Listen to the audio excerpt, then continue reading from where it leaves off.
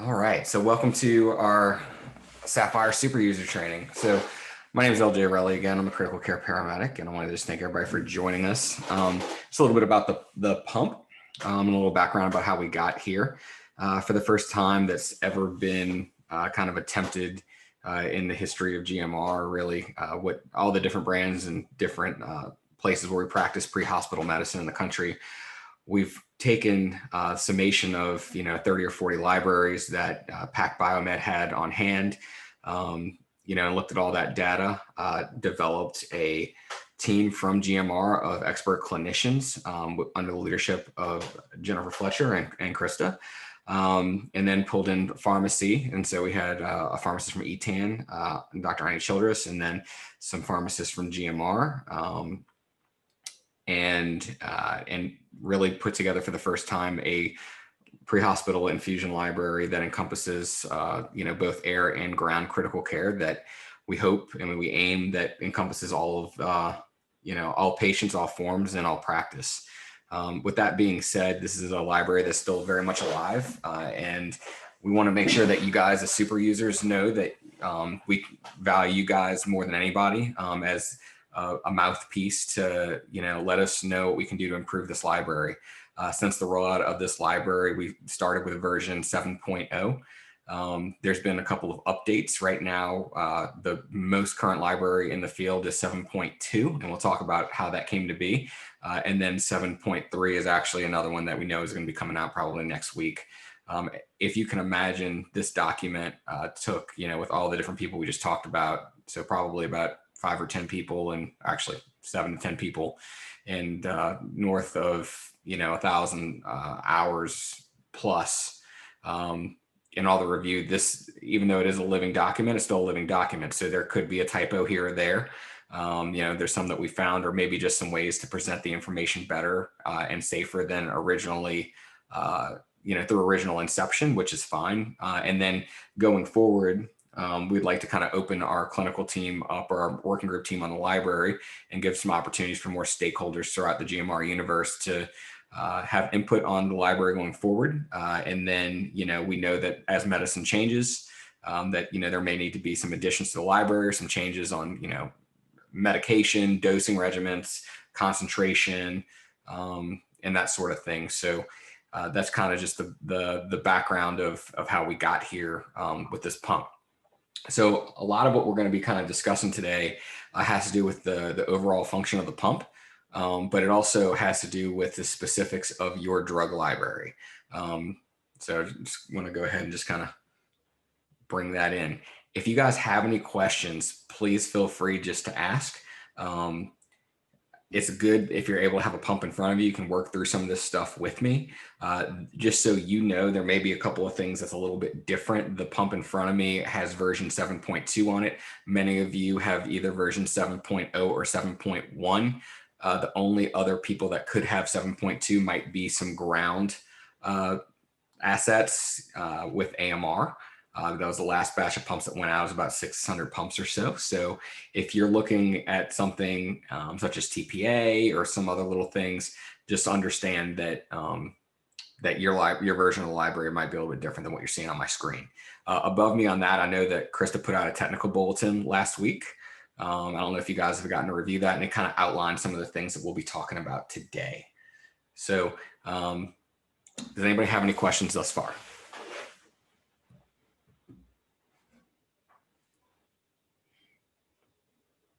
All right, good deal. So what we'll do is I'll go ahead and just kind of start, and we'll start from the outside of the pump and go in.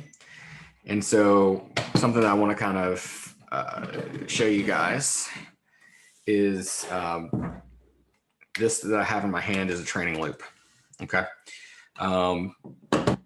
This week, what I would like to do, and for the super user training, is to show you guys how you make these training loops yourself, because I think that this would be very helpful for you guys to know how to do. So that way, as you're working through these pumps at your bases, you don't have to go through, all the steps that, finding a bag and finding something to put the diluent in and wasting supplies in that manner.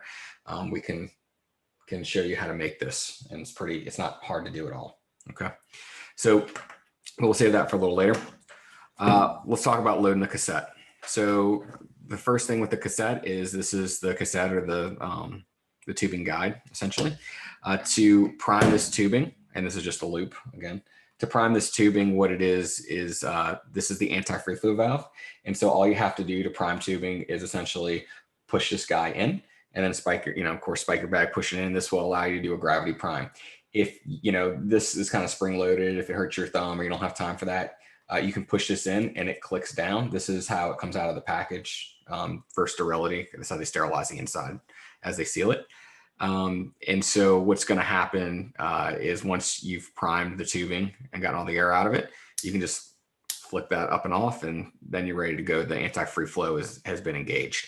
If for some reason, you need to use the Sapphire set as a gravity set, many of the iterations of our sets that you guys have, the AP433 or the AP409, it's macrobore tubing, it has a drip chamber on it and a roller ball. You can convert to gravity sets. And that's totally fine. The way you would do that, again, is just push in this anti-free flow valve and push down, and then use the roller ball to, titrate your fluids. Okay. The way that this goes into the pump, super simple. Cassette door opens, and then there's these saddles down here on the bottom. And so essentially what we do is we line up the saddles with the tubing guide. It just comes in and pushes to the top, and then locks in place. All right. Door closes and you're good to go. You can do a prime on the pump, and I'll show you how to do the mechanical prime. But I will say that the majority of the tubing that you guys have is macrobore tubing. The dead space on like an AP433 or the priming volume is approximately like 23 mils, and so it takes about 2 minutes to do just straight up prime on the pump itself. So I would advocate for a gravity prime. I do believe that's the best thing for us to do in this space. Okay. Other things that we can kind of talk about while we're in here is there's a couple anatomy pieces of the pump I kind of want to discuss. The biggest one is this guy. So this is your air and line sensor. This is a very, very good air and line sensor, and what I really love about it is that it's infrared. And so that means that it's very sensitive. I'll also tell you that the air and line sensitivity, as well as some other parameters such as distal occlusion pressure, are titratable per the clinical care area. In your library, all of the clinical care areas are designated by patient size. So we have the adults, the peds, and the neonate library. And so for the air sensitivity for the adult library, it's super liberal. And for the neonate, and the peds is obviously a little more appropriate for their size. And so it's some tighter parameters that we're kind of looking for.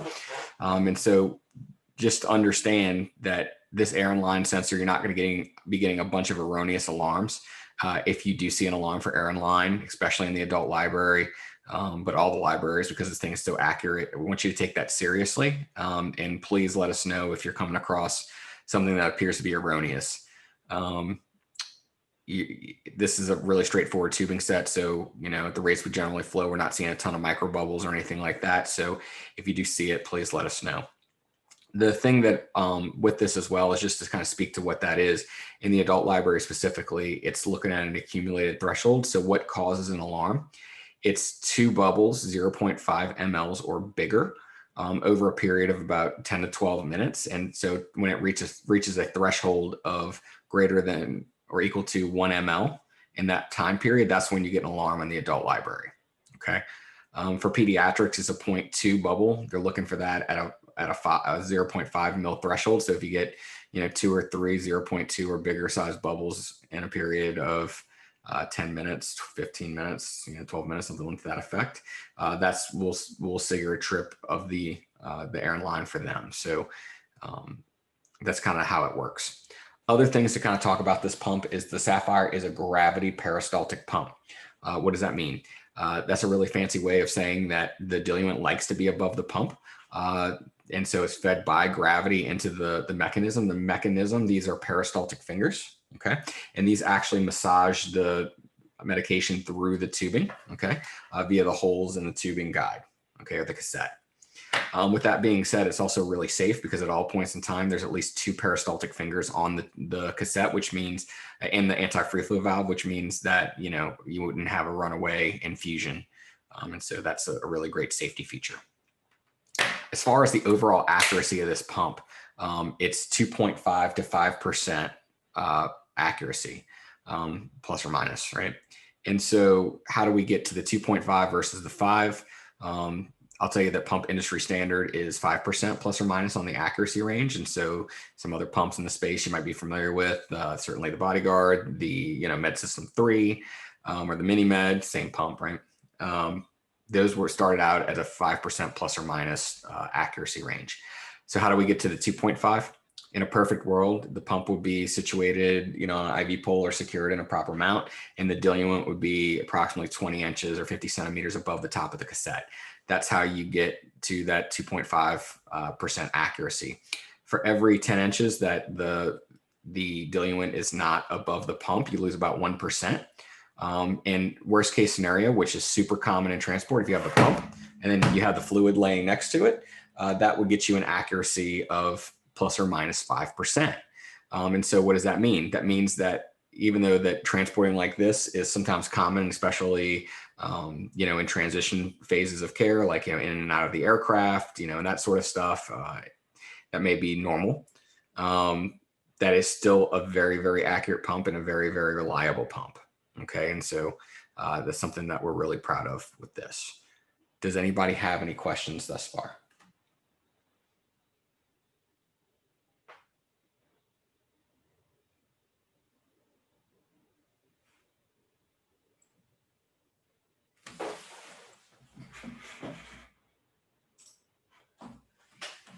Okay.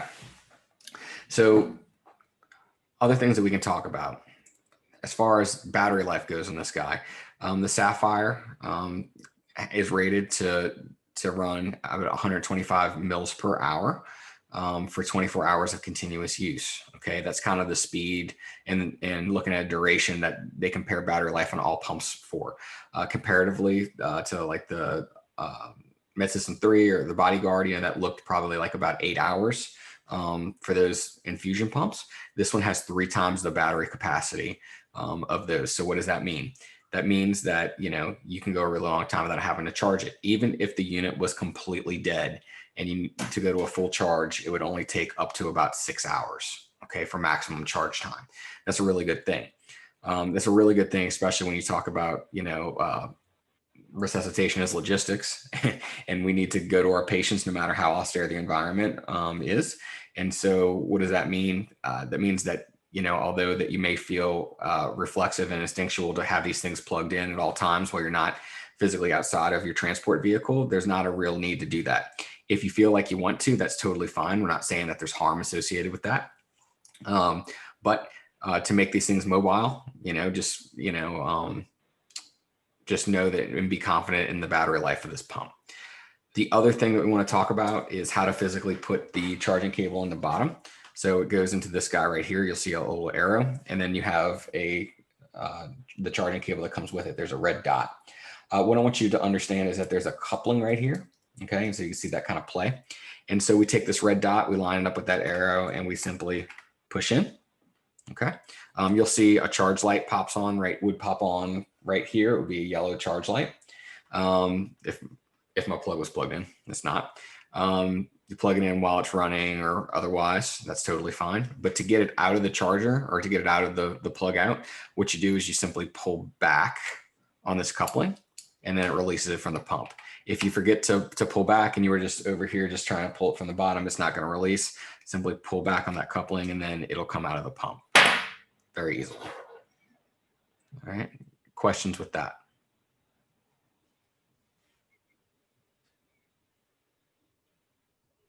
I have a question. Keep it plugged in all the time. Are you going to hamper the battery life of it? Or So, no? that's a great question. So it's a lithium ion battery. And so not concerned about hampering any battery life. And that's totally fine if you choose to do that. What I would say is that, as far as mobility and then plugging it in and plugging it out and that kind of thing, it might be something that you choose to stay away from, just so that it's easy in, easy out. And, there's not any inconvenience with having to remove the plug every time you want to take it in and out of the aircraft, but completely up to you. I will say that making sure that if you do leave it plugged in at all time, best practice might be to make sure that your aircraft or your ambulance is plugged into shore power, to making sure that it's being charged while the aircraft's not in use, or the ambulance is not in use, and that you have a good electrical system and all that kind of stuff. You don't have any ground faults or anything like that. So I think that that's just something to talk about. But if that's your preference, there's no direct harm with that. Good question. All right. So other things that we want to talk about kind of from the outside of the pump in, let's talk about cleaning. So the best thing, what we clean the Sapphire with, the very best answer to clean the Sapphire with, or a lot of medical devices, is going to be a 70% isopropyl alcohol solution. We also want to make sure that not to submerge this pump. It is rated to IP24 dust and splash. That means that it was tested at like 5 liters a minute to be sprayed directly with water stream from all angles, and it passed that test. That also kind of speaks to the impact rating of manipulating it. It's good for 12 millimeter objects such as fingers manipulating the screen, and that's not going to cause any harm or anything like that. And so it's very good.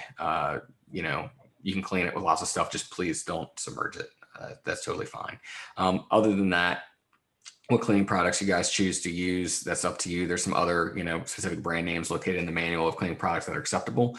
The only one that I really would advise you against using is going to be any product containing bleach. Please do not use bleach on this pump. Other than that, isopropyl alcohol is the best on-label answer. And then, whatever common practice to you, the only one I'll tell you is please stay away from the bleach. Okay. Questions with that?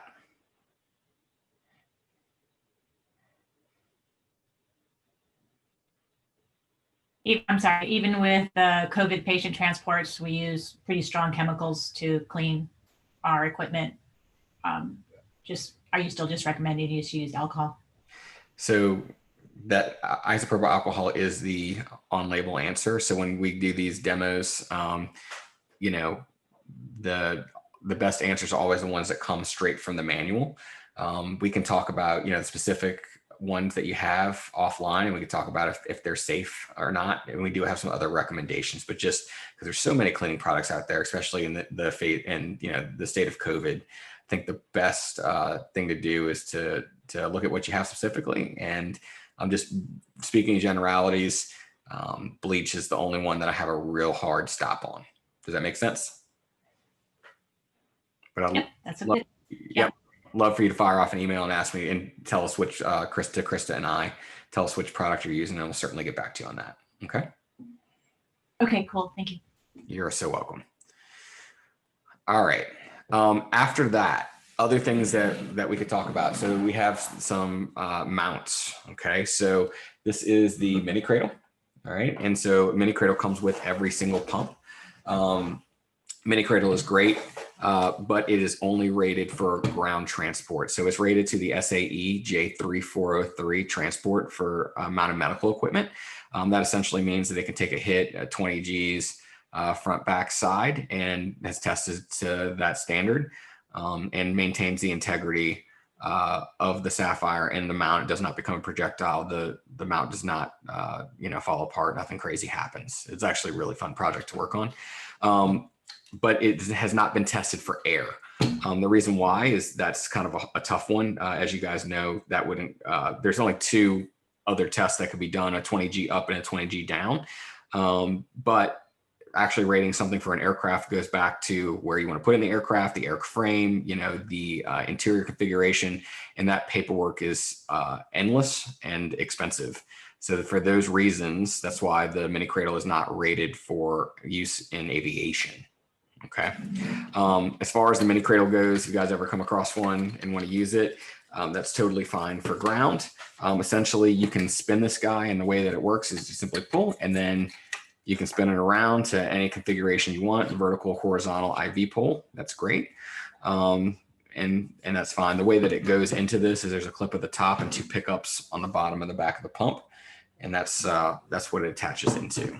Okay. If you can't use the mini cradle for air, highly recommend using Mounts that are available through many third-party vendors that are rated for air transport use.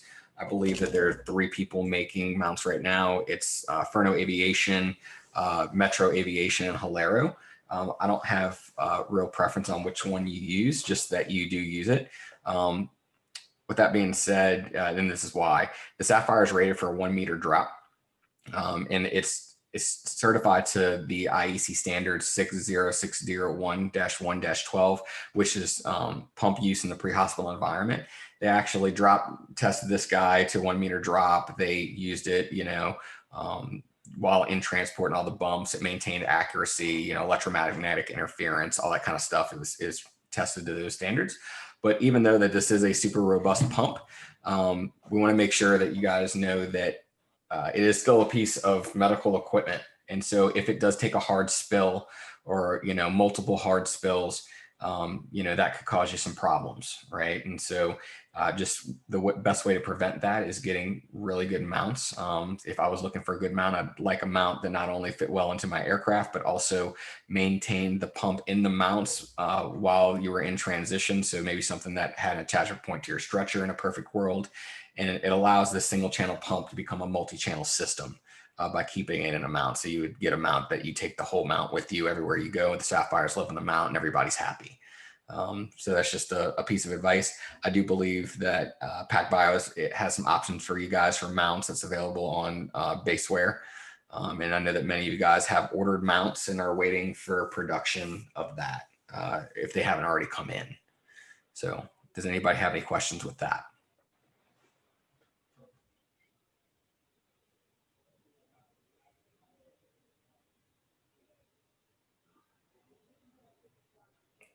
Okay, so a couple of things that we'd like to talk about is we'll go ahead and kind of get started for the intricacies of the pump. So we'll go ahead and get going. So we'll go ahead and just turn this guy on. And at the bottom here, you'll see that it flashes the software name and it does a self-check, right? So that's the easiest way for you to figure out what software version you're on.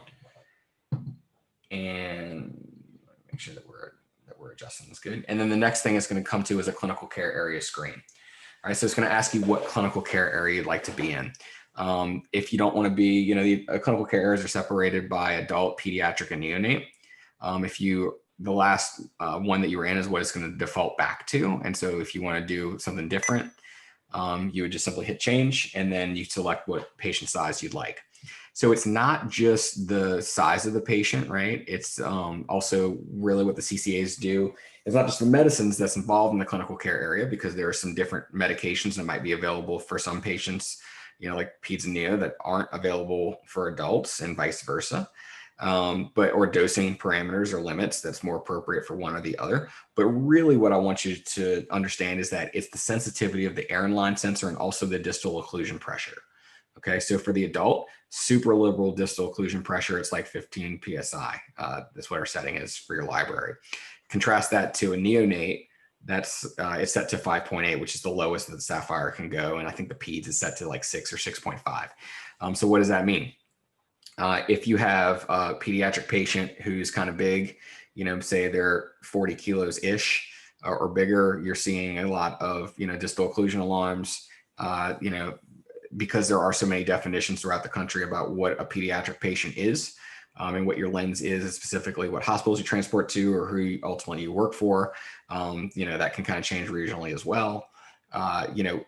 Just for the sake of air line sensitivity, usability, and that kind of thing, you might decide that even though this is a quote unquote pediatric patient, you might be better suited in the adult library. And that kind of thing. I'll tell you the pediatric, as far as weight, we can accommodate patients up to about 60, 65 kilos in this library. I think that, we don't have a hard and fast rule as to when you should switch from one to the other. We've been kind of tossing around 40 kilograms. If we need to define that further for folks down the road, we certainly will through the working group, who assist in writing this library with GMR. But that's kind of how we decide to choose what clinical care area we'd like to be in. Okay. So there are some subtleties to how we have some stuff programmed, and I'd like to show you what some of those things are. And so to kind of start, let's just look at the adult library. Okay. So you choose adult or you choose a clinical care area, you tell it okay.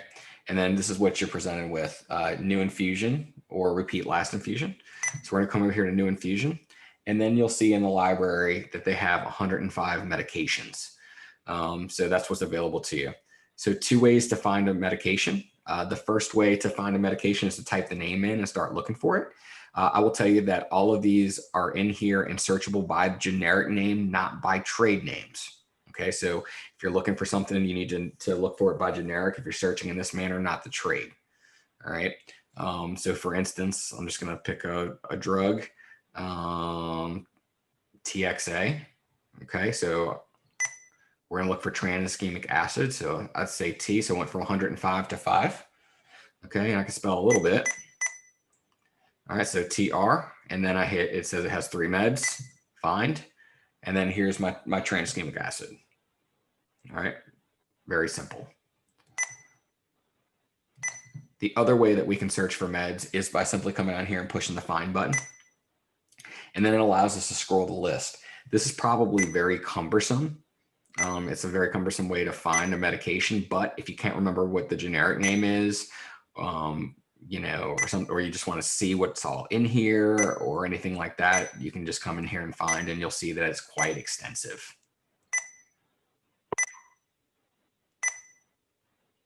Okay, so that's the 2 ways to do that. If you know that a medication is not in the library, okay, or you know that a concentration is not in the library, you find it after trying to look, we still have ways around that. The thing about the library is that, you know, the library gives us safeguards. So we have, you know, hard limits, and those are kind of made by, you know, extreme dosing recommendations first. And then by, in some cases, the limitation of the pump, if we don't have an upper hard limit or a lower hard limit that's built in. So it does keep you safe. I'll tell you that, you know, and Crystal will tell you that this library was written to keep us within a certain parameter, but also very liberal to make sure that we accommodate all of the different practice that might happen around the country. And so we wanted to give some really liberal dosing. So the first place that you should look for dosing recommendations is not this library per se. That's going to come from local protocols and guidelines, and then from physician order. By using the library, it's going to keep you generally within the safeguards of medication, but every patient, every clinical condition and situation is different. Okay. So this library is to be used as a tool, not as a first line of defense for dosing recommendations, right? So let's say that we don't have medication or a concentration that's not in the library and we need to do something different. We can come over here and choose general, and it flashes a screen at us. Hey, you're totally bypassing all the safeguards that are built into your library. Are you sure you want to do that? We say yes. And then you can assume something at mils per hour, or you can do a dose calculation. I really like the dose calculation feature on this pump. It's pretty intuitive and has every single unit of measurement that you can ever ask for, with the exception of milliunits. I'm sorry, million units. All right. Okay. We did that because we figured out that million units, there's only one medication that was dosed a million units that the working group could come up with. That was penicillin. And arguably everybody said, no, we generally don't take that. We didn't want to have a dosing error with milliunits and million units. So we took that out. Okay. So with all that being said, would anybody like to walk through building a concentration of a med? We can kind of do this in the calculator real quick.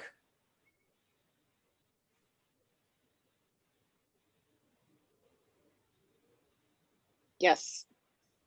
All right. So what would you like? Pick a med, any med. For me, guess this is a question also besides that, but neoepinephrine. Okay. And we have 2 different hospitals that I pick up frequently out of. One hospital always does it mics per minute, and the other hospital always does mics per kilo per minute. So we're always, and our old IVAC pumps were always mics per minute, but most standard hospitals are always mics per kilo per minute. Runs into that issue, but are both available, or do we have to, is there a certain way the Sapphires are doing it now? So I believe in the drug library that we have, you said phenylephrine? Levofed, Levofed. norepi. Norepinephrine. Okay. Yeah, we have it standard based and weight based, right? So let's just build a concentration that you see here. And in the library, it is both ways, but just so because we have to build something in the drug calculator, let's say that, you rolled up on a atypical concentration or a dose that, that you were picking up that was outside of what was in the library. This is how you work around it. So how do you guys typically concentrate that norepinephrine in your region? It comes both in 4 milligrams and 8 milligrams and 250. All right, cool. Let's just start with that. Let's build that 8 and 250, right? So we say milligrams and milliliters. Okay, it's asking us for a drug amount. So it's in milligrams. So we just choose 8. And then the diluent volume, we say 250. Okay, and so it says 8 and 250, and it calculates a concentration for us, 0.03 mg per mil. Okay, great. And then it's going to ask us, is this a weight-based infusion? Yes, no. So what would you like to see it in, weight-based or standard-based? Let's do weight-based. Cool. How much does our patient weigh? It's in kilograms. 75. 75 kilos. Great. All right. And then how are we dosing it? It gives us all these different dosing parameters. I believe, you're probably looking at mics per kg per minute, right? Correct. Perfect. So we just select that. And then so it gives us a screen. We have a dose rate of ETBI at a time. We have to solve for 2 of these and it'll calculate the third. I like to work from the top down. And so where would you like to start that levo at? Probably 0.02. Cool. So up here, this is the range. Because we're outside of the drug library, it's giving us the range of the pump based on this calculation. The total range of the pump is... Okay, so we have to be in that range. Yes, has to be within this range. So right now it's from 0.001 Okay. mics per kg per minute all the way up to 7, right? 7 is a little high, I think, for norepinephrine. And so that's to the pump. Guys, the range of this pump goes from 0.1 mils per hour in increments of 0.1 mils per hour all the way to 99.9 mils per hour. And then the total range, again, it goes to 999 mils per hour. Once it crosses the threshold of 100 mils per hour, it changes in increments of 1 ml an hour, right? So that's super important to know. That's how we derive at this. And depending on how much your patient weighs and what your concentration is, if you're outside of the drug library, that's how it's going to tell you, like, hey, 999 divided by 60 minutes gives us like 16.65 mils per minute. And so that's where this range is really coming from. Like, I can't go faster than that. That's based on this concentration, that patient weight. That's how it derives to that number. Okay, that makes sense. That's 7.104. Mm-hmm. We'd like to start at 0.2 mics per kg per minute. Okay, and so it turns everybody's happy. And then our VTBI, we mix it in a 250 bag. Okay. And then we can run that for 8 hours and 53 minutes. We tell it okay. And of course, I got to make sure that I have a cassette that's in there and it's primed and all that kind of stuff. And this is a cross-check screen. So this is just saying, like, hey, this is what you're starting at. This is your medication. This is a great time to check with your partner and say, like, hey, 5 rights. Does everything look good to you? Yes, no. If you're by yourself, take a clinical pause and, make sure that all this looks okay. And then start. Okay. So super simple. What's going to happen here is that, and then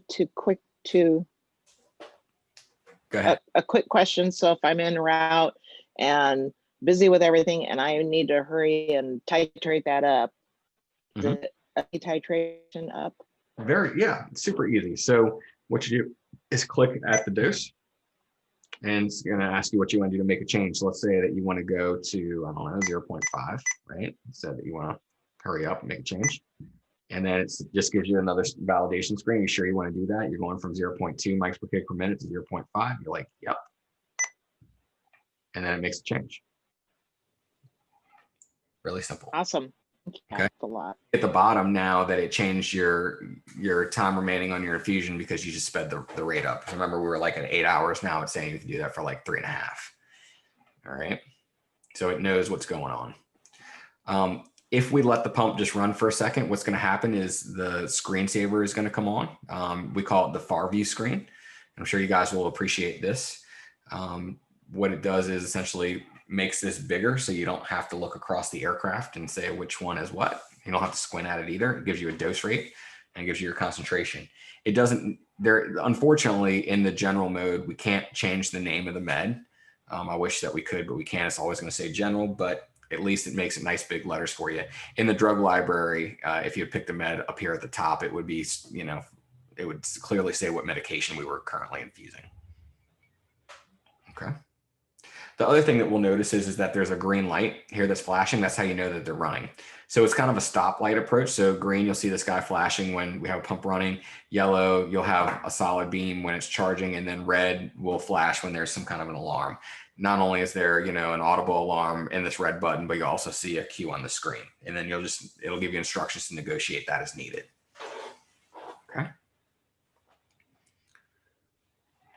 So even on this far view screen, if you need to make a change, just push the button and it lets you come in here and make the change. Okay. I'd like to draw your attention to this lock button here at the bottom. Okay. So if you press that lock button, it gives you two options. There's one that's a lock screen. And that you click it, it's not going to let you make a change. Okay. Unless you press the unlock at the bottom. All right. The other option that we have is the patient lockout. If you hit this, then to make a change, it's going to ask you for a code. In the GMR library, the code is 1234. This is also printed on the side of your pumps. Okay. I will tell you that the standard Sapphire high-level password is 7770. Okay, your password is 1234, but the standard out-the-box password for a Sapphire pump is 7770. Why am I telling you that? Is if for some reason, okay, now it would be extreme, and this has not happened yet, but I can imagine it could, that you get your pumps mixed up with, I don't know, mutual aid, something happens, you end up with a pump that's not yours. If you can't make 1234 work, do 7770 and see if you can get it to unlock. All right. And that should be something that helps you. If it ever asks you for a tech password, what you do is pick up the phone, call PacBio. They give out the tech passwords as needed. And so the tech password is the only password, the technician password is the only password in Sapphire that we can't change. So we don't just blanket statement give that out. We have these pumps all over the country and all over the world. So even if you were vacationing in France or Germany or UK and saw a Sapphire, that tech code would work even if the pump was in another language. All right. So we just don't give that guy out. But if you need it for some reason, which is extremely rare, I think so far it's only happened once, it prompted somebody to give them a tech password for some weird reason, call PacBio, they'll give it out on a case-by-case basis. Okay. All right. So a couple of other things we want to talk about. At any point in time, if you need to stop an infusion, okay, there's two ways to do it. You can press request pause on the screen, or you can press stop. This is the only hard button. It will stop the infusion. Okay. And then to continue it, you can press request continue, or you can quit. And so that's how you do that. All right. But if you press that stop button, it'll automatically stop what's going on. And that's a good thing. You can also go to view edit, and it lets you look at all the different parameters that you have. It also gives you view system, and you can see all sorts of stuff, infusion values, alarm volumes. You can't really change any of this stuff. Sometimes you can, but what it'll also allow you to do, if you do change, it's just temporary for this infusion, is it just lets you look at all the different things that are going on. Okay. Software version, serial number of the pump, what drug library is on here, your battery status, and a percentage. It gives you all of that. Okay. So that's just something that you can know that might be helpful to you. Okay. All right. Any questions thus far?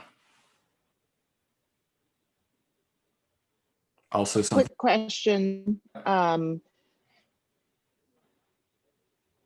is when you said that if it for some reason ever alarmed for needing a tech code, you just call a number. Is that number on the pump, or what is that number? I believe that should be on the label that's printed on the side of the pump. I do not have one of those labels in front of me. Does anybody have a pump with them that they're looking at?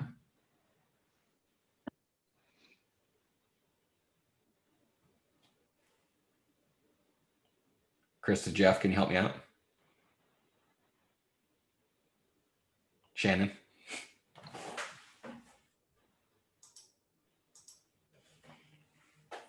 No, I do not have a pump.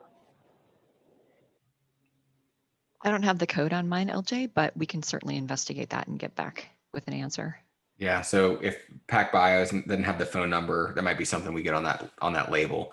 That label that I'm describing would go on, I believe it's on this side of the pump, and it should say like when your next PM is due. I think it also says the security code, like the 1234. I would be super surprised if the guys from PacBio didn't have their phone number on there.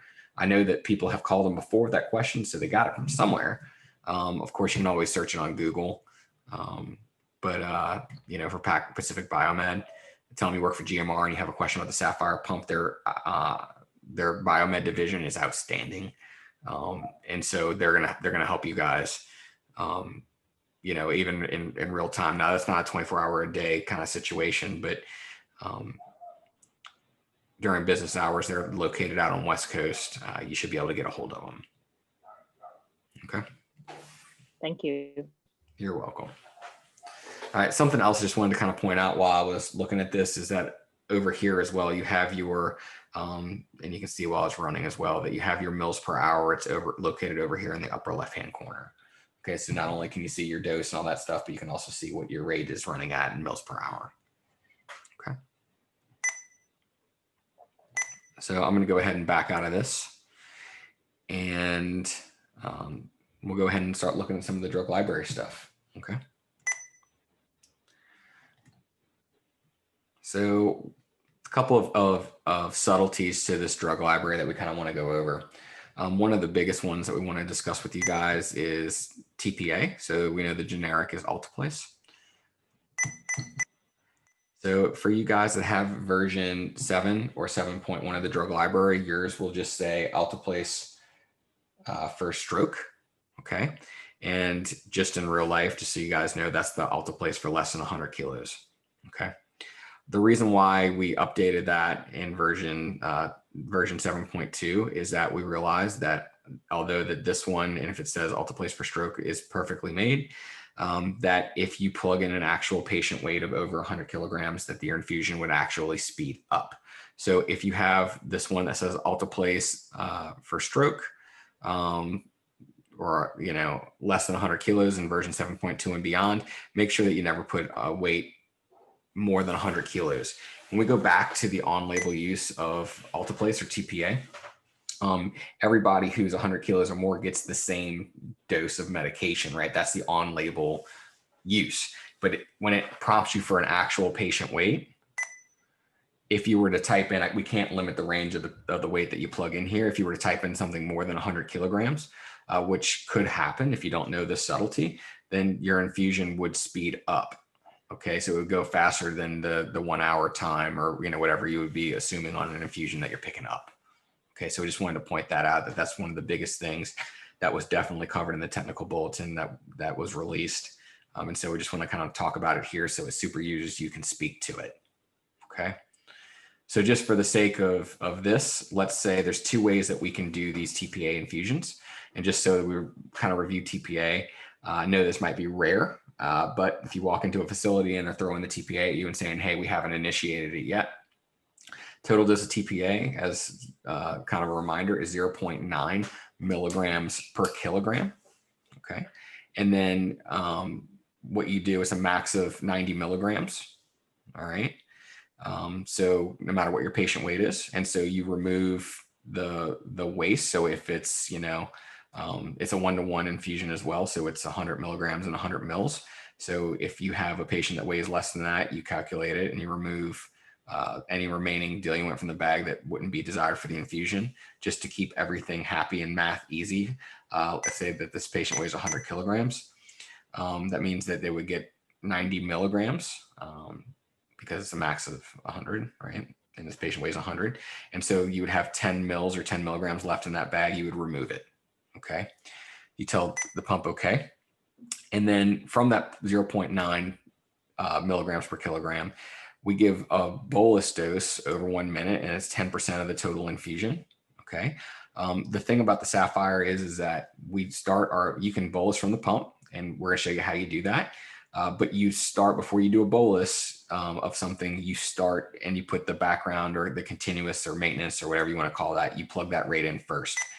So for the TPA infusion, okay, for the alteplase, it's 0.81 milligrams per kilogram per hour for all patients in this weight-based version of this, regardless of weight. Okay, so you plug that in and you'll see that there was a range there, and it was a very narrow range. It was 0.8 to 0.81. So you just plug that guy in. Okay. You can also start by putting the VTBI in first, and that's totally fine. And in fact, I'll do that for you because that's exactly what your instructions say. So I'm going to back up to that. We'll put in your VTBI, which was 90 mils. We're going to give the bolus from the pump, and we're going to start the infusion. We come over here to dose. We type in 0.81. Okay. And then you'll see at the bottom, it populates a time that's 1 hour and 6 minutes. All right. And so say, okay, that's fine. Cross-check screen, make sure that you have a primed set, put it in the pump. Everything's good. Okay. And then you start your infusion. Okay, so we start our infusion at 0.81 milligrams per kilogram per hour. You'll see that if you run TPA a lot, for this 100 key patient, you'll probably have seen a rate that looks like 81 mils per hour. That's perfect. And then, but we still have to give that 1 minute loading dose, right? Of 10% of the total volume. So it's 0.09 milligrams per kilogram.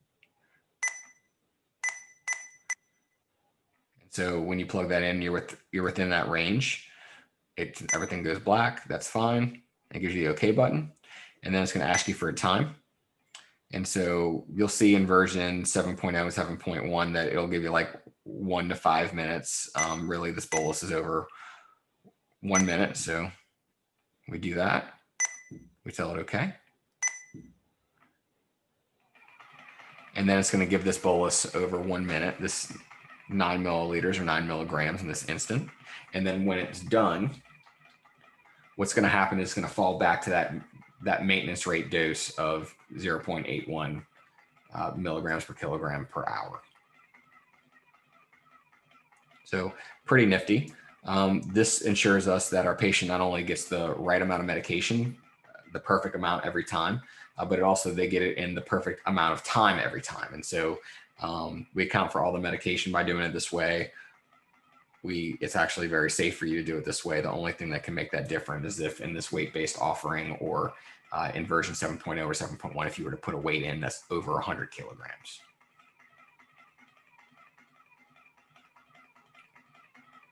Questions with that?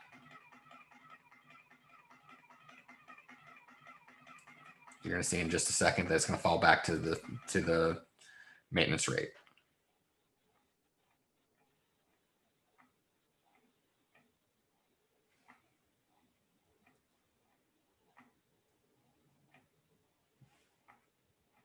Okay. Any questions? I'm also going to come back and show you what to do when you show up at the hospital and infusion's already been going.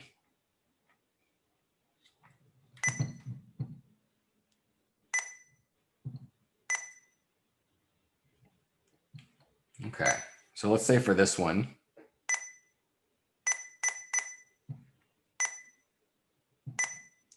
we come in, we have the same patient. This time, they've been doing this infusion for about 30 minutes before we show up. So we come in and let's say they started them, with, the syringe pushed it. And so they had 81 milligrams or 81 mils when they started. And so now it's 30 minutes into the infusion. And so now they're at, 40.5 mils remaining. Okay. And so the dose rate, we go 0.81 milligrams per kilogram per hour. And then you'll see at the time, it auto calculates that, and this is perfect, it's 30 minutes. Okay, so everything's happy. It's matching the pump that we're receiving it from. You know, maybe we attach to it with the half set or, you know, something to that effect. Everything's good. Okay. So cross check. And start.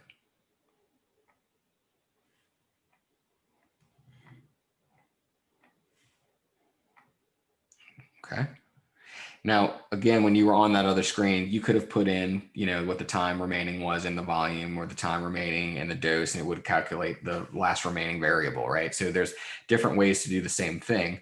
I want you guys to kind of play around with that. There's you know, the guides that were made with Krista that we put out in technical bulletin. Mary Springer also made some stuff that I believe is available on your LMS, some videos to kind of watch regarding this stuff, particularly the alteplase, but this is a very, sensitive medication is something we got to be very precise in doing. And so I want you guys just to be familiar with it. Okay. Does anybody have any questions?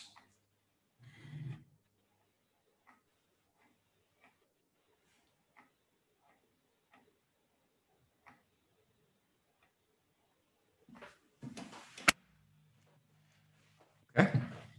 So I want to show you this other version of alteplase and then we'll move on.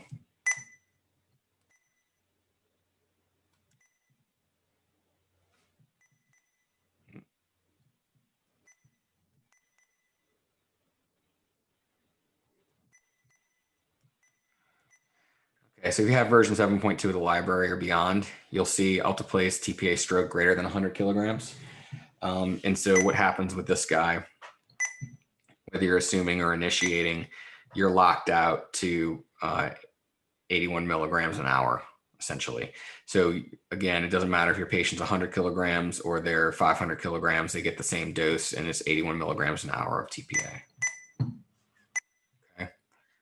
If you want to do the maintenance, if you want to do the bolus on here, that's fine. You put in, you know, the VTBI of 90. If you're assuming it, you know, and it's something else, that's totally fine. Let's say this patient, you know, they had started infusion before we showed up and it was 50 mils left and it's 37 mils, you know, as far as time for that infusion at that rate. If that all makes sense to you and what they're running, then life is good. And you let it go. Okay, this one will still allow you to do the bolus for loading if you want to do that as well. And so this one is made for this patients again. That's 100 kilograms or greater.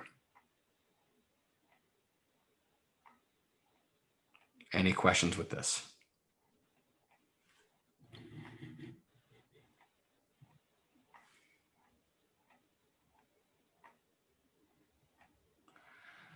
Okay.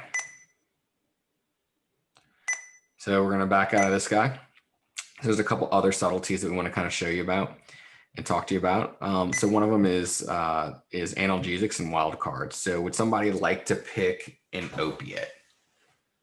Pick an opiate, any opiate.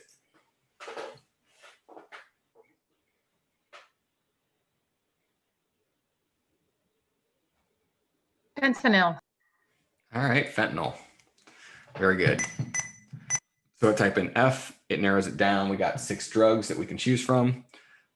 I can spell just a little bit. FE. Okay, and so we have 2 options for fentanyl. Would you like to see standard dosing of fentanyl or would you like to see fentanyl weight-based?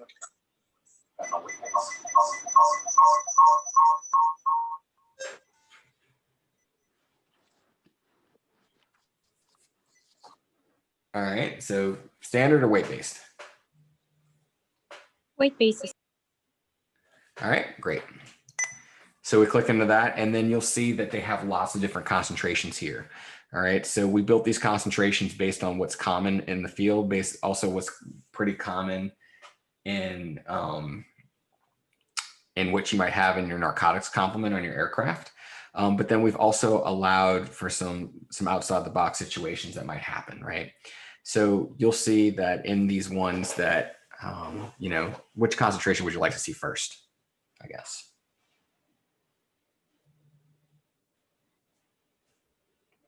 So I got 250 mics and 100, 100 mics and 100, 100 mics and 250, 250 and 250. And then these are called wild cards where you can actually put a custom amount in the bags.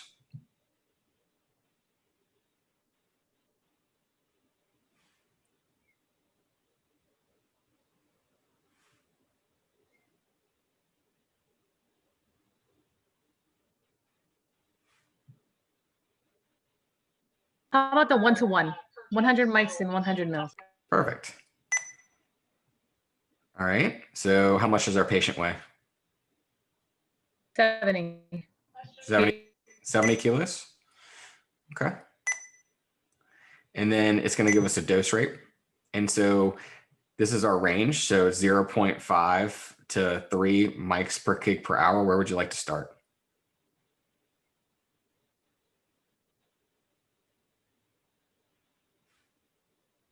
0.5. Okay. 0.5. It all turns black. What I'd like to take an opportunity to show you guys is, let's say that you wanted to start high. So this range is being derived from two places. One, you see it in red letters, what was built into the library, but then also the medication that's in the bag, right? If you were to start at something much higher than that, let's say we want to start at 2 mics per, or actually 2.5 mics per kg per minute, you're going to see this upper soft limit. This is essentially flashing at you saying, hey, LJ, 2.5 mics per kg per hour is above the recommended limit of 2 mics per kg per hour. Are you sure you want to do this? Yes, no. Yes, I do. I need that for this patient. Or nope, I didn't mean to do that. I meant to do a lesser amount. Okay. As far as the range goes over here, if you typed in 3 as the upper, it'll let you do that. But if you typed in 3.1, it won't let you go above, the OK button disappears down here. Okay. That's also true for the lower side. So if you try to go below what this range is, below this number, it'll let you go to it, but not below it. Okay. So you can always go up to a hard limit, and these, we have a lower and an upper hard, and then the soft limits will flash at you as well. So in some medications, you'll see if you start below what the soft limit is, it'll give you that screen as well. Are you sure you want to run dopamine, for instance, at 2 mics per kg per minute? Typically we start at 5, and it'll flash that as a parallel example. Okay.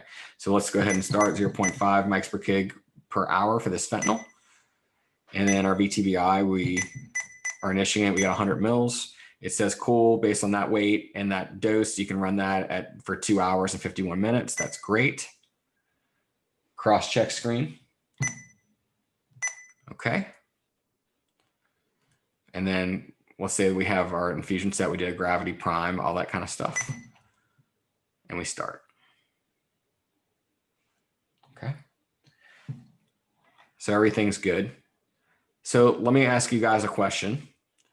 I know there's only 100 mics of fentanyl in this bag, but let's say that this patient started having some breakthrough pain. What would you guys normally do for that?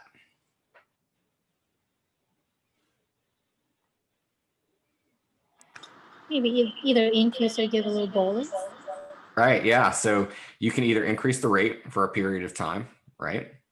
That's something you can do. You got to remember, make sure to turn it back down, right? Or, theoretically, you could pull from, probably not best practice, you could pull from the bag and draw up a medication and then syringe bolus that in, right?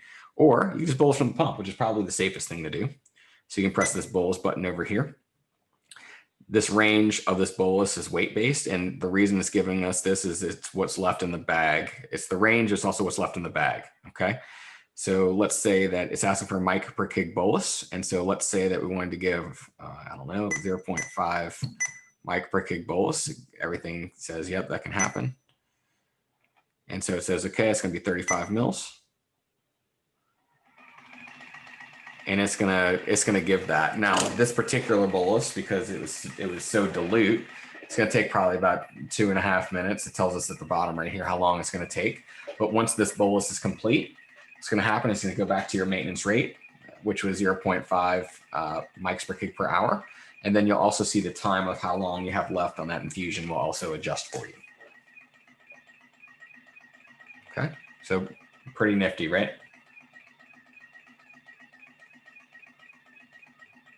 Any questions so far? What are you guys thinking about this? Do you like what you see so far? Do you have any inherent questions? Have you guys ran across anything yet kind of using it? What are your guys' thoughts about the Sapphire thus far?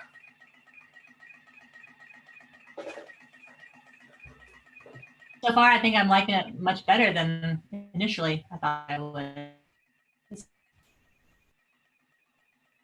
All right, well, that's good news.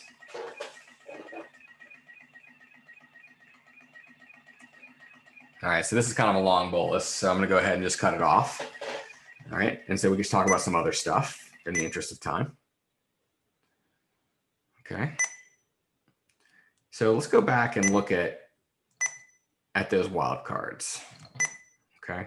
So for analgesics, what I want you guys to know one of the particulars about the library that we made you guys, and it doesn't matter which one it is. If you have an analgesic and there is a wild card, okay, so the wild card, no matter what the med is, they all work the same, right? It lets you put a custom amount of medication in the bag.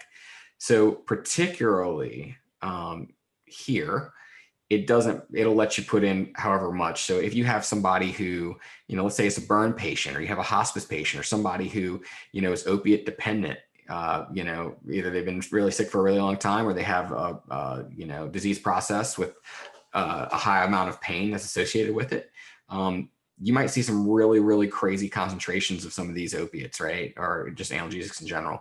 So one concentration that we kind of run across is like, you might see 1,000 or 2,000 mics in 100 or 250 bag, right? So if you come across that, that's not one that you normally see, but let's say today we do. And you say, okay, I'll plug that in, it takes it just fine.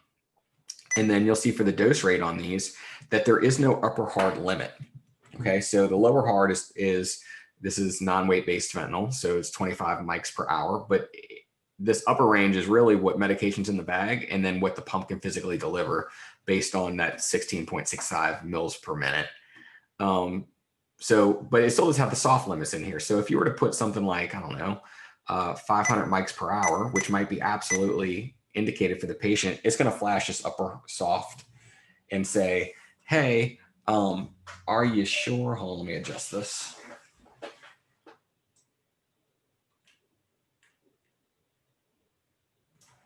Are you sure that we really want to go that high? That's quite a dose of fentanyl. And we say, yeah, I am sure. We really do need it. Or nope, I slipped and I didn't want to do that. Again, reason being is that sometimes they have really high ranges for some of these patients who really do need these opiates. And so we didn't want to cap that. But so if you do have something super high dose, the other offerings, they are capped at some liberal, but still, they still do have upper hard limits. So if you were like to compare this to something else,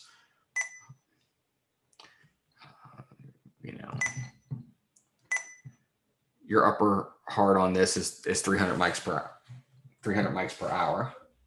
Okay. And let's see if I can make this look a little bit better for you guys.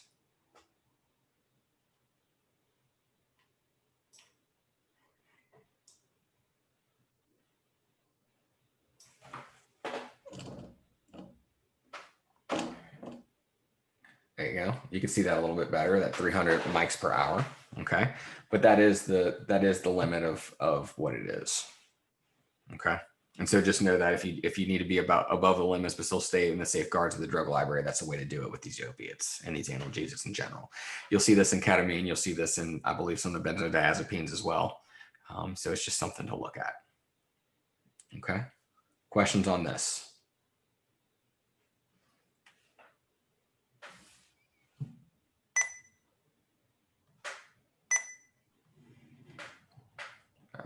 All right. So let's talk about some of the other subtleties that we have in the drug library. Let's look at mannitol. All right. So I would say that sometimes mannitol is ordered. There are a few meds, there's only a handful, but there are a few meds that kind of exist out there that the orders for these are weight-based and they're over a very specific amount of time. Okay, that's a mode of a pump that typically would be considered intermittent. Okay, there's only a handful of meds in this whole library that kind of falls into the category of. They're mostly antibiotics. There are some anti-epileptics that kind of fell into this range, and just some other random meds, but it was really only like 10 or 12 meds. The Sapphire, it does not have a central drug library, in that when you pull up the med that would fall into this, it would flip you into the different modes. The Sapphire can do intermittent, TPN, TPN, multi-step. It does all kinds of different stuff, epidural stuff, lots of different modes. But it doesn't bring you back and forth. So to find these meds, it would only be visible once you're in that mode. To keep people from having to remember, hey, there's only 10 meds out of like 105 that fall into this category. What we've done is we've built some workarounds to keep you in a continuous mode of the pump. Okay, so for this instance, let's say I got 100 grams of mannitol, and you come into rate and you see something that looks like this. It's saying 0.1 to 0.2 mils per hour. You're like, huh, that's really weird. That's not what I want to do with this mannitol at all. Just play the game. Okay. And what we're going to do is we're going to use the bolus to control what we're doing. Okay. So we come over here, we confirm it. Yep, I got this mannitol. Everything's good. And then we start it. And then he said, hey, this isn't really what I do with mannitol at all. 0.1 mils per hour doesn't do anything to reduce ICP. I really want to give, 1 or 2 grams per kg over, half an hour. Okay. And so let's say our patient weighs, 50 kilos. Okay. So now it's going to ask us for a bolus amount. And, it's giving us a range here based on 1 or 2 things, either what's indicated for the patient or how much medicine we have in the bag. So this is, it's 1 gram per kg. So we say we want to do that. That's fine. And then over what kind of time period are we looking at? All right. Well, it's indicated for 30 minutes. Okay. And then it gets the okay button, and then we run it. What's going to happen is just like with the other boluses, you saw it with the TPA, is that this is going to run for 30 minutes. When it's done, okay, it's going to fall back to that. If the volume remaining in the bag isn't there, okay, it's going to fall. If it is there, if the bag's empty, then obviously the infusion will be complete, and it'll tell you, hey, I'm out of fluid or medication. If there is more volume in the bag, it's going to fall back to the maintenance rate of 0.1 mils per hour. Okay. And you'll realize that once you realize that you're at that 0.1 mils per hour, simply just discontinue the infusion, press the stop button, and take it down. Okay. No big deal. All right. But that's the workaround for this. I know that that's different. And I know that's a lot different than some of the other things, but we really did feel like with the working group that was the lesser of all evils. It keeps the math in the pump and still keeps everybody safe. It's just a little bit of a workaround. Does anybody have any questions with this?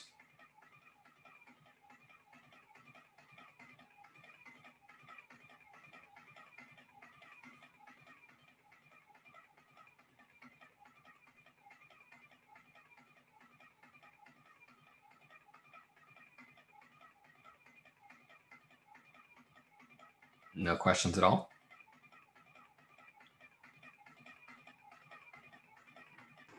I'm sorry.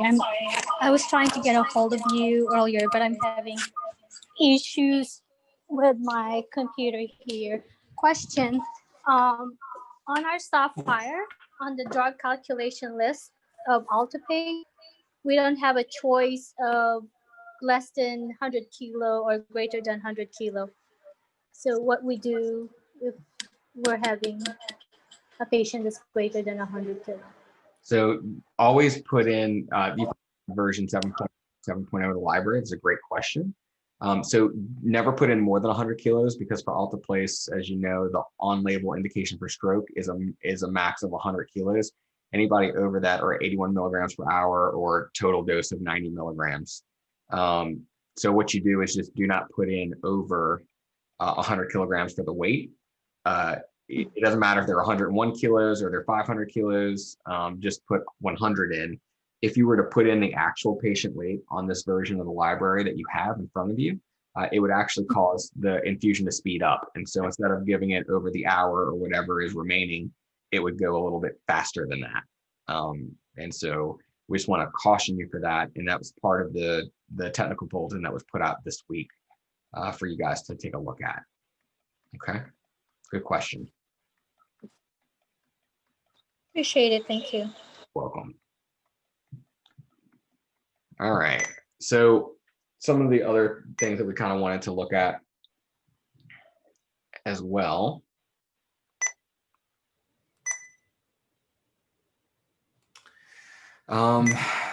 There's some medicines like amiodarone, tranexamic acid is another one. Although if anybody read the updates to TCCC this week that was put out, or last week, November 5th, you'll see that the TXA might be a moot point here in the future.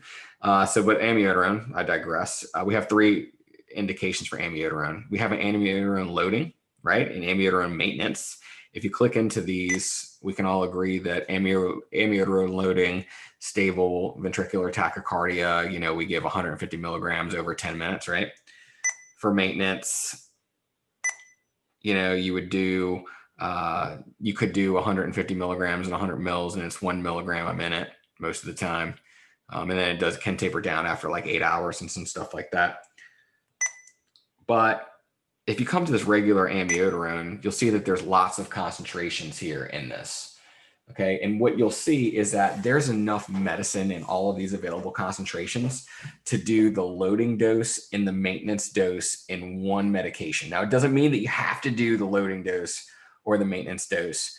You can do just the maintenance, it's fine. You can do the loading if you need it, but there's enough medication here to do both. Okay, so let's say that, I don't know, I'm out in Hawaii, we're doing a work trip and I'm trying to tag on a vacation to the back of it. I'm sure that never happens in Hawaii when you guys get clinicals to come in from across the country. And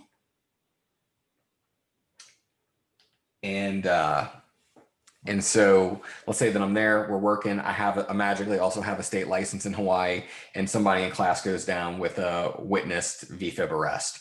Let's say we grab an AED or a monitor, we defibrillate them, and they wake up, they didn't even get intubated, we didn't even push the first code drug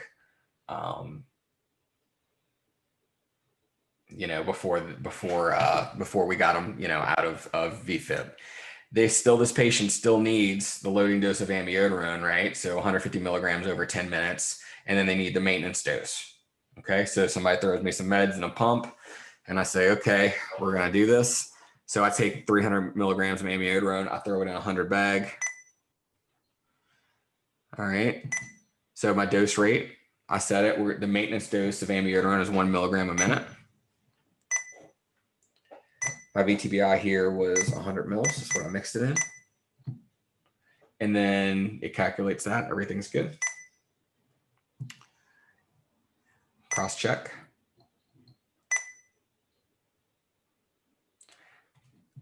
And so now this maintenance dose is happening, right? I got 1 milligram a minute of amiodarone. We're going to transport to whatever our appropriate facility is, I guess, depending on what island on, that could change a lot, right? But in the let's say that it's the closest big hospital on the big island, right? And I still need to give this loading dose of amiodarone, that 150 milligrams over 10 minutes. Come over here and press bolus. It's going to say bolus amount. It gives us, a choice. This is the only indication. So 150 milligrams. I plug it in, and we ask for time. There's only one thing we do with that. It's over 10 minutes. We tell it, okay. And then it does its thing, right? So now what's going on with one set of programming on the pump, and with lots of different task saturation that can happen for this patient and for the clinicians caring for this patient, I've got this amiodarone infusion going to where not only do I have the bolus that's going to happen over 10 minutes, but without having to remix a second bag, without having to restart another infusion, without having to do anything else, when this 150 milligrams over 10 minutes is done going in for this patient, it's going to fall back to the maintenance rate of 1 milligram a minute. So we walk into, the STEMI facility, the cardiac facility, and say, hey, we showed up like rock stars. This guy went into a VFib arrest right in front of us. He got the loading dose of amiodarone. He got the maintenance dose of amiodarone. It's running right now, and all the other great things that we did for this patient, while we're working on him. And we got this one done, and task saturation is over. Okay, so it's really, we didn't have to negotiate task saturation. Choosing what we want to do for this patient, because normally, one or the other therapy might be done. Now we walk in with both of them done. Does that sound pretty cool? Is that a cool thing for you guys?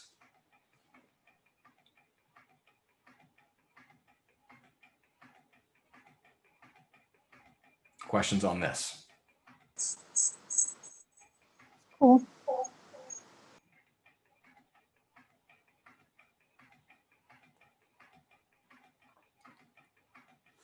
Okay. So other things I want to talk about real quick is changing clinical care areas. I'm going to quit this and back out of it.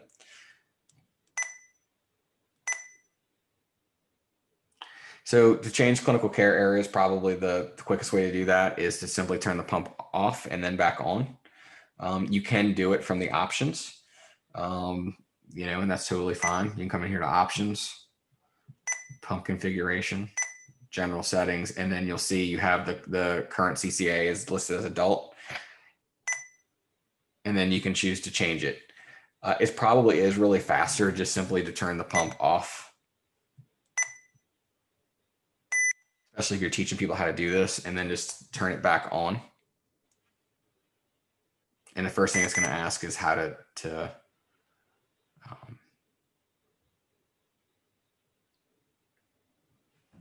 change a clinical care area.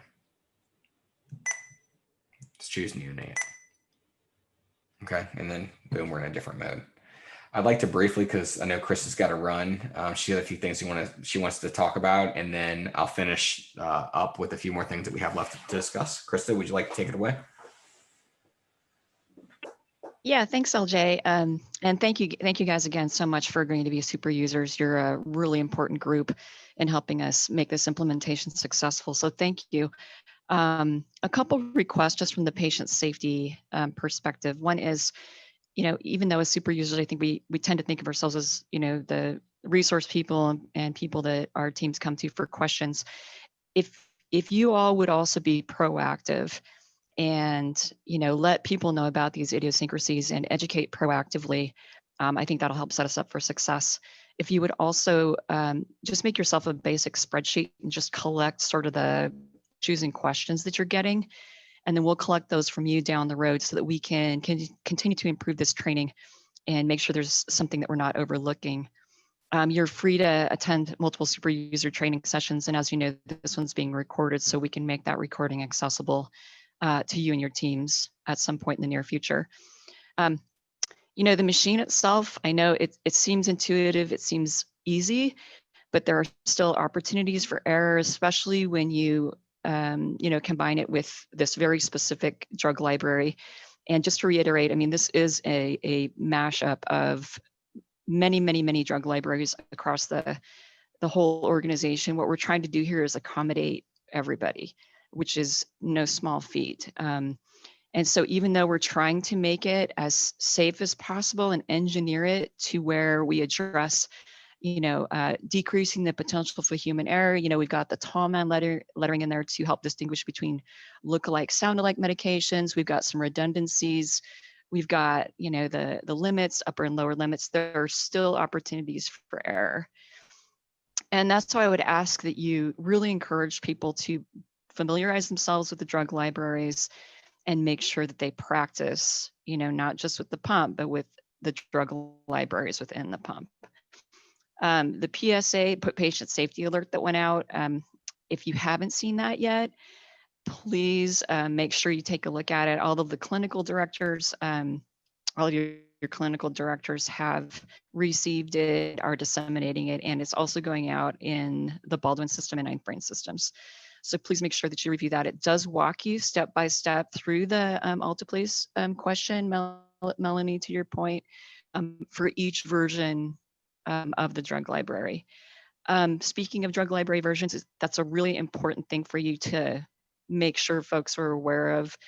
When you do turn on that startup screen, making sure they notice which drug library version there is. There's a difference between a software version and the drug library version. So the drug library version will either be, at this point, 7.1 or 7.2.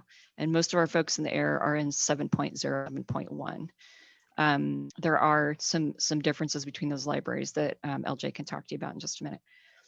The other thing is just in terms of general patient safety, that range in the, sort of red numbers in the right upper screen that LJ's pointed out a couple times. And I know you said this, but I want to reiterate it. Please, please, please make sure people are not relying on that range for dosing, because that range illustrates the capability of the pump in that given context. It is not necessarily the standard dose range for patients. And so if we can make sure that people don't get complacent and lean on that, they must follow their own guidelines and protocols, and they must follow their physician orders. Making sure that people are using vetted resources and references for our medications, making sure folks are making sure to cross-check with each other, making sure we're verifying the medication rights of medication errors. You guys, I review a lot of medication errors, and I think there's a lot that we can do to mitigate that. But everybody has to be an active participant in that and understand that medication administration is a risky activity. And certainly the introduction of a new pump with a new drug library is a risky activity. So if we can all just slow down and make sure that we take our time when we're using it, I think that would help us mitigate risk and go a long way. Making sure that we're double checking the infusions that come from the hospitals for our in-facility transports. I've reviewed a number of cases where the hospital, there was an error in the hospital and we just continued that error. So making sure people are sure to double check the accuracy of the hospital has started infusions, making sure the labels are clear, and if they have any questions, to make sure that they are clear on those things before we leave with the patient. Obviously, minimizing distractions while programming the pump, and then just practice, practice, practice. So if you all would help me with that, your perspectives are invaluable in this project. The perspectives of the people with boots on the ground are invaluable with this project. And we are, as LJ said, this is a living, breathing project. It's an ever evolving project, and we're trying to make it better and better. So your feedback, we'd greatly welcome that. So if you need anything from me, don't hesitate to reach out. I've got to jump off the call now, but I really appreciate all of your time today. Thank you. And thanks, LJ. Thank you, Krista. Okay, so just real quick, guys, we're getting ready to wrap this up. There's a couple other little things I want to talk about. The first thing is in version 7.0 of the library. It changed in version 7.1, and anything after that is the background KVO rate. The KVO rate out of the box, or the standard one, factory default for Sapphire, is 3 mils per hour in the continuous mode. We realized in neonates and peds, if there was ever some sort of a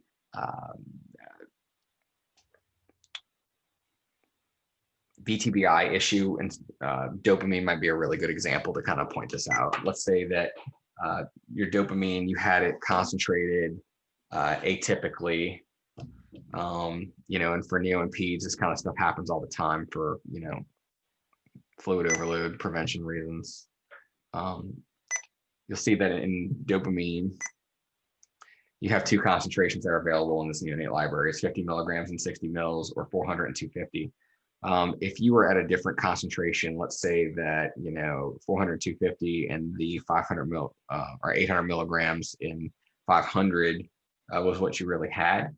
And let's say that's what we're using, that the milligrams per mil in those two concentrations are the same. If for some reason, that infusion or whatever your VTBI was remaining that you set, was less than that, but there was still some diluent left in the bag, and you had a really small patient. Let's say that the really small patient was, 2 kigs, And you'll see that our dose rate, let's say we started at, I don't know, 2 mics per kg per minute. And let's say that we, 250, whatever. Okay.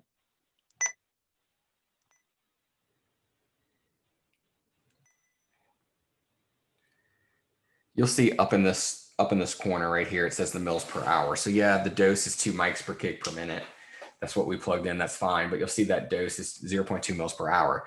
If for some reason that infusion were to complete, it falls back, or the VTP hours would be completed, and there was still medication left in the bag or the line, it would switch to a rate of 3 mils per hour. And that's a lot of medicine for this kid to get unintentionally, right? That's a pretty fast rate for this really small patient. So what we did in version 7.1 of the library is that we simply turned off the KBO rate. Okay, so no matter what happens, and I know that problem seems really far-fetched, but that's what accident prevention is about, is trying to think through how all the different things could possibly go wrong. We thought it to be best if we just turned it off to prevent that mistake from ever happening. Okay. The other thing that I want to talk about is specifically rounding. Okay. Now, the pump is great for pediatric patients. I will tell you that if you put pen to paper and do math, especially on these small patients, that you might see what you programmed in and what you calculated for anticipated flow rate. If it is in between the increments of 0.1 mLs per hour, okay, what's going to happen is going to round up or round down. So at the hundredths place, so if you had something that was 0.15 or above, 0.16 or so on, it would round up to 0.2 mils per hour, okay, as the rate. If it was below that, if it was 0.14, it would round down to 0.1 because it only can change in increments of 0.1 mils per hour. So we want you to be aware of that rounding, okay? That may be clinically significant for your patient. What would you do if that's the case? You would titrate the clinical effect. However, we can't predict every single, and I think most of the time would be okay. We can't predict every single clinical scenario. And so we just want to make you guys aware of it. Complete information is good information and allows you to make the best clinical decisions for your patient. Okay. The Sapphire can also do syringes. Okay. We have a half set. The thing with syringes, I want to show you that we have this half set. And so not only can you run syringes on it, but also the other indication for the half set is to assume medications on other people's sets upstream. And that's totally fine. And you can totally do this. If you want to ever hook a Sapphire to a half set, you need to have something called a syringe vent. Okay. These should be available to you on baseware. And what the syringe vent does is it vents the syringe. So remember, we talked about the Sapphire was a gravity peristaltic pump. If you were to just simply put the half set directly onto the syringe, it would not, it would pull negative pressure, okay, which is not the way this is designed to work. And it would actually move the plunger, okay? If you've ever been doing this on another pump and you saw an upstream occlusion alarm related to you running a syringe, it was because those pumps too were probably gravity peristaltic pumps or gravity driven some means or mechanism. And it's moving this plunger. And guess what? If you're doing that, then you may be causing accuracy issues outside of what the described range is for the pump. Okay, that's also important because most of the time we're running syringes on our smallest patients.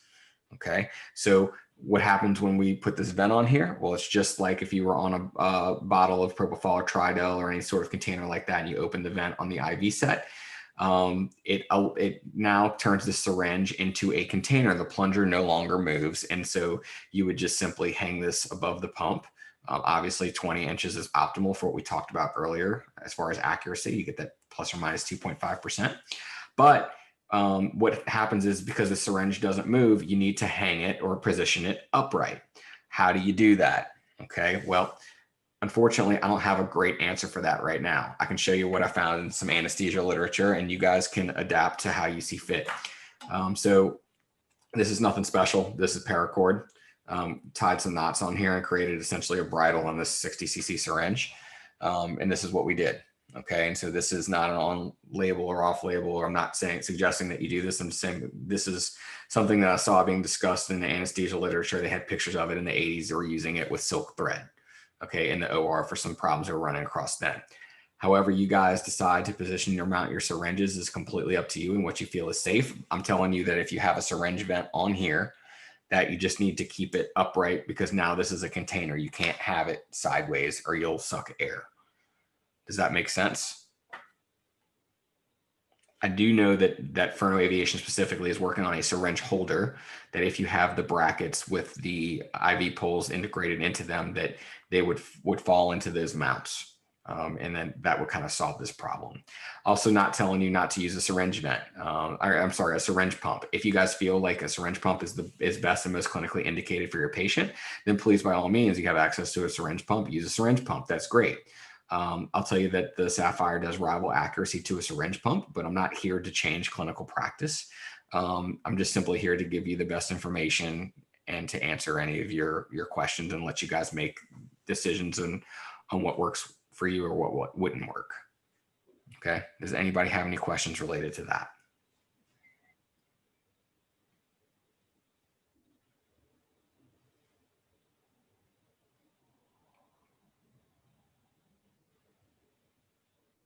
Are we using the syringe pump for boluses? Sorry, I didn't get that. If you're doing syringe boluses as you normally would for any medication, that's fine. What we're really talking about is an indication for pediatrics, and neonates and peds. Those types of care teams like to use syringe pumps a lot. That's what we see. But also because of a syringe pump, you can't give a bunch of volume with that. You're limited to the mil per hour range of what your syringe can hold. So generally, those pumps don't go above 50 mils, 100 mils an hour at the most. Because they can't fit the bigger syringes in them, right? And so some of those teams, if you're a peds team, you see everybody from, discharge from the NICU all the way to, 18, 22 years old, depending on what your facility does. And so they still will have some Sapphires or may have some Sapphires. And if they run out of syringe channel pumps, or if you're a mixed team, you generally don't take small patients, this may be something that you're assuming. I'm not saying that, for every single IV push of a medication or bolus of a medication you normally do through a syringe, that you're putting them on these pumps. That's not what we're talking about at all. We're talking about infusions that you're assuming on syringes. Does that make sense? Yeah, thank you. Okay. I'm going to ask my dear friend Shannon, who's probably been to more of these than anybody. Shannon, do we have anything else that we should talk about?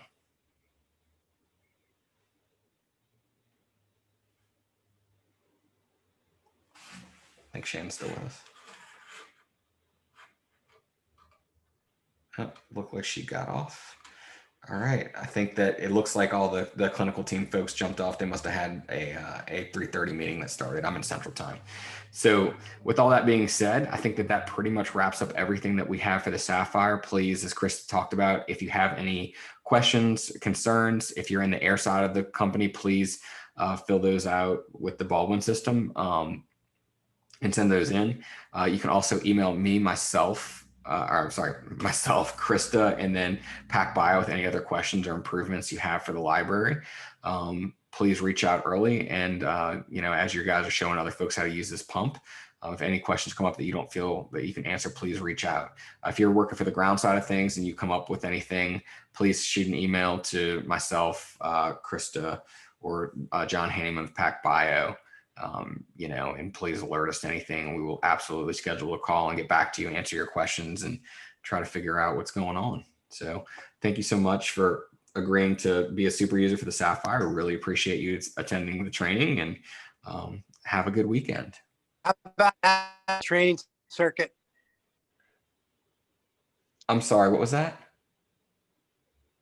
Yeah, you were going to tell us how to make that training circuit. Oh, thank you. Thank you. Hold on. Yeah, stand by.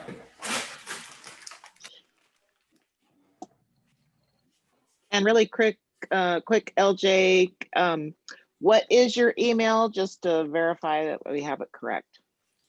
It's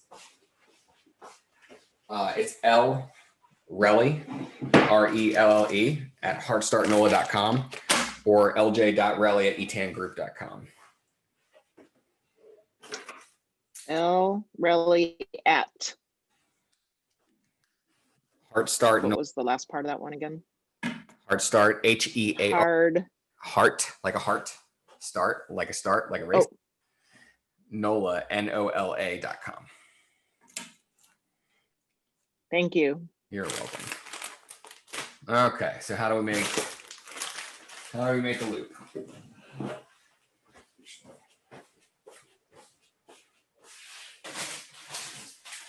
So the way that we do this is grab the best set to do it is an AP 433. You can make them with the AP 409s as well. But so you take a AP 403, that's the macrobore infusion set.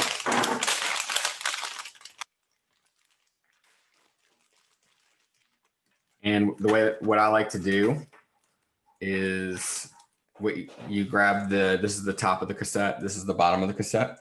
What I do is I take a lighter of some kind and I heat this joint up really quick. I like to smoke cigars on my days off, so I have a torch lighter, right? And so what I do is just warm this up a little bit. So what you'll do is you'll kind of heat it up a little bit. You'll see it start to kind of crystallize in here. And that's just the glue kind of giving way from the heat. And so what you do is it comes out. All right. And so that's the top. Then take the bottom and you want to give yourself a nice, amount of tubing to do this. And then get a scissors or a knife. And you want to cut some tubing.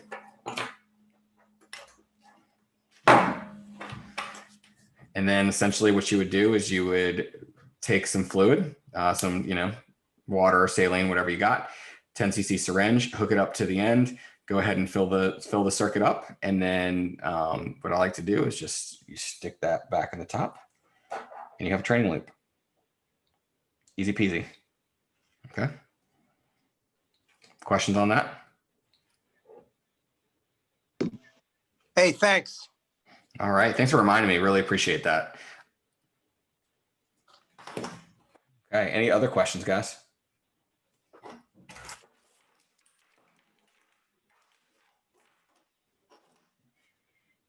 All right. Well, guys, I hope you guys have a great weekend. Thanks for joining and really appreciate it.